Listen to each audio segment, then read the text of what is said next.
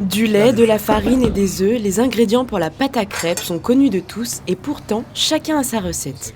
Dans cette crêperie, on laisse reposer la pâte au moins 3 heures et on utilise toujours les mêmes dosages. C'est un peu le petit secret de fabrication.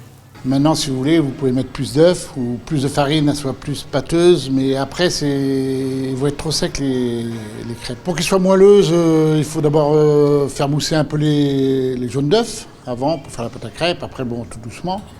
Certains rajoutent même un peu de rhum ou de la fleur d'oranger. Chacun ses traditions. Ma maman, de Tours, elle faisait les crêpes à la bière.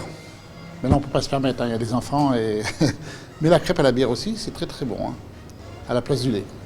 Autre grande star de la Chandeleur, la crêpe au sarrasin, plus connue sous le nom de galette. En goût, oui, les crêpes au sarrasin, c'est, vous voyez, les crêpes noires, c'est un peu plus craquant, oui, ça change un peu. Salée ou sucrée, la crêpe a besoin d'une cuisson vive et rapide. Et surtout, ne pas oublier de la faire sauter. On a une palette là, donc nous on le retourne, mais dans la poêle. Il faudrait faire, c'est dur à retourner, donc dans la poêle c'est la facilité. C'est la facilité.